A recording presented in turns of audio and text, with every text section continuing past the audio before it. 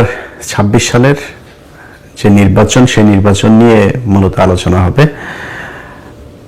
নির্বাচনে আগেই বলেছি যে এবার আমি নির্দিষ্ট কোনো দলের পক্ষে আমার কোনো অবস্থান থাকবে না, তবে অবশ্যই যা ঘটে, যেটা ঘটছে, যা ঘটবে সামনে আল্লাহ যদি বাঁচিয়ে রাখেন, সেটা নির্বাচন পর্যন্ত, নির্বাচনের ফলাফল পর্যন্ত আপনাদের প্রতি মুহূর্তের আপডেট জানানোর চেষ্টা করব ইনশাআল্লাহ।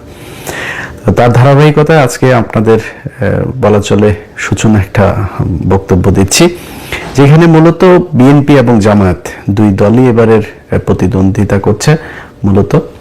তো তাদের ভেতরে কাদের অবস্থান কেমন আছে, ক্ষমতায় কারা যেতে পারেন, কেন যেতে পারেন, বা আপনার কাকে পছন্দ করা উচিত, সমর্থন দেওয়া উচিত ইনডিরেক্টলি, সেটারও কিছু ইঙ্গিত আমার এই ভিডিওতে থাকবে। প্রথমেই বলে রাখি যে 2024 সালের 5ই আগস্টের পর থেকে আমি বিভিন্ন ভিডিওতে বলেছি যে তারেক রহমান এর নেতৃত্বে যে বিএনপি, সে বিএনপি আগের বিএনপি সরকারের যে সময়টা ছিল তার চাইতে অনেক বেশি উন্নত একটা, কি বলবো, যে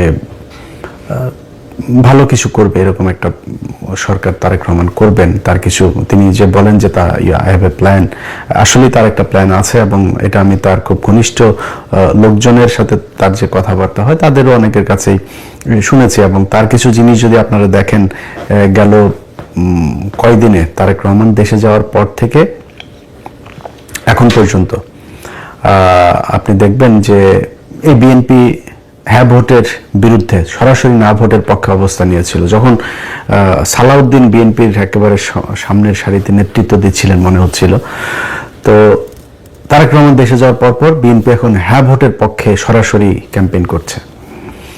তারপরে কিছু কিছু জায়গায় আবার বলা হচ্ছে যে বিএনপি বিসমিল্লাহ সরিয়ে দেওয়া হচ্ছে সংবিধান থেকে, এই হ্যাঁ ভোটের পক্ষে ভোট দিলে। একদম মিথ্যা একটা কথা।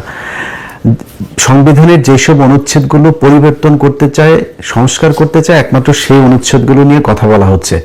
বিসমিল্লাহ এটা প্রস্তাবনায় আছে, এটা নিয়ে কোনো আলোচনা হয়, এটাতে টাচই করে নেই, এটার কোনো সংস্কার চায় না, যে কারণে ওই আলোচনা এই ইয়েতে নেই। তো এটাকে বোঝানো হচ্ছে যেহেতু এই সংস্কারের এই জায়গায় নেই, সংস্কার এই জায়গায় থাকবে না, তো পুরো সংবিধান তো সংস্কার করা হচ্ছে না, সংবিধান তো আর বাতিল করে দেওয়া হচ্ছে না, সংবিধান এই সংশোধন করার একটা বিল আনার পক্ষে কাজ করছে। তো সেইখানে যেগুলো যেগুলো সংশোধন করা দরকার সেটার ব্যাপারে আলোচনা হয়েছে।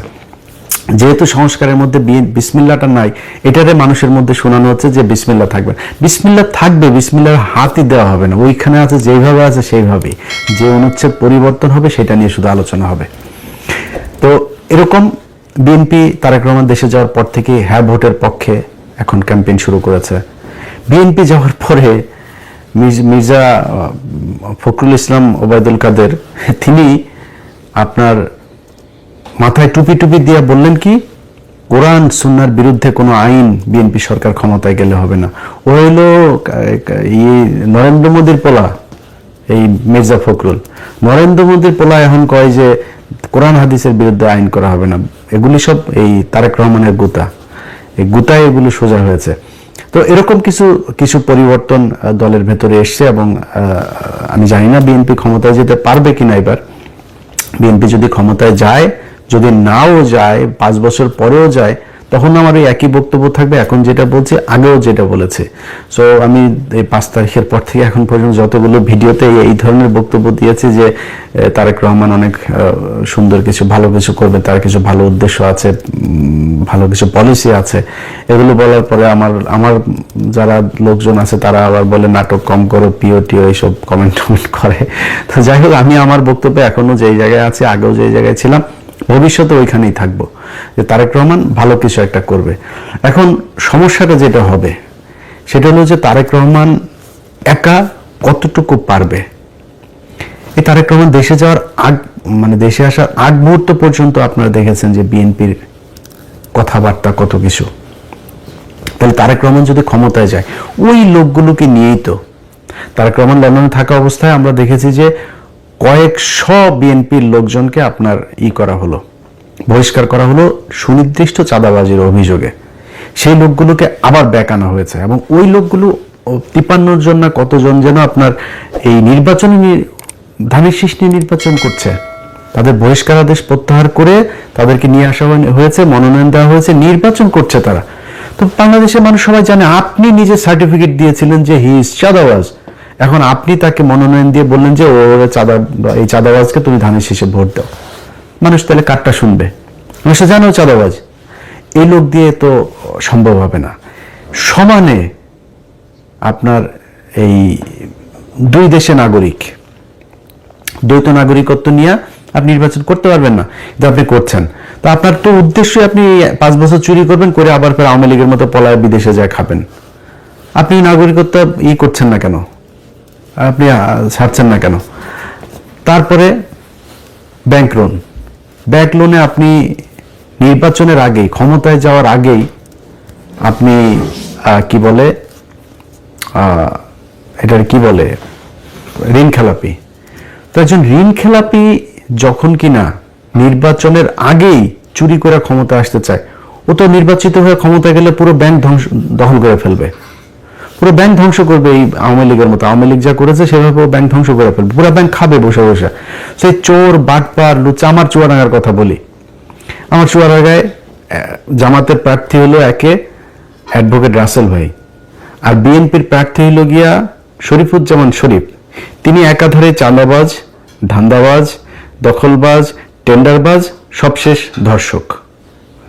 ধর্ষণের অভিযোগ করেছে এক নারী। কেন অভিযোগ করেছে? সেও বিএনপি করতো, স্কুল শিক্ষিকা, গান গায়, শিল্পী। সেই নারীকে আপনার ধর্ষণ করার অভিযোগ করার কারণে তাদের স্বর্ণ চোরাচালান এই মামলায় ঢুকাই দিয়ে তারা জেলে রেখেছে, এখনো জেলে। এই সপ্তাহে হয়তো বা সে ভালো একটা সুসংবাদ পাইতে পারি, সে সম্ভবত বের হবে।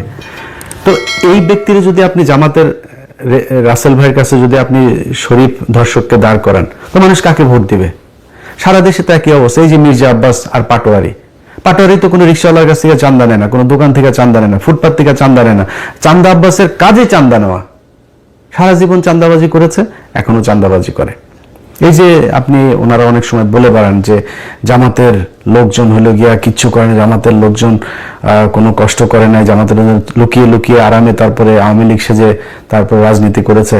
জামাতের কয়জনের ফাঁসি হয়েছে? জামাতের কতজন জেলে গিয়েছে?